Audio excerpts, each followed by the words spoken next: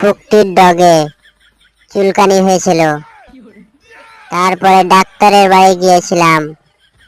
Doctor বলল, তোমার যা চুলকানি এখানে সারানো যাবে না, তোমাকে চুলকানি সারাতে গেলে জাপান যেতে হবে। আমরা তার কথা মতন জাপানে গেলাম। যে আমি বললাম, ডাক্তার সাহেব চুলকানির মহলম দাও।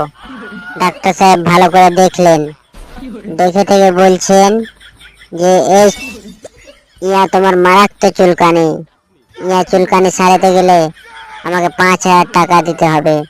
আমি বললাম, ডাক্তার সাহেব তাইলেন, কিন্তু আমার চুলকানি ভালো করেন। তখন আমাকে একটি মহলম দিল। মহলম দেওয়ার পরে বলল, এই মহলমটি পুকটির ডগে 3 বার করে লাগাবে।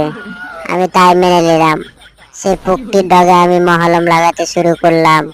সে লাগানোর পরে এত যে আমার জ্বলে, সেই জ্বলার বেদনা সহ্য না করতে পেরে আমি দিলাম জলে ধুয়ে।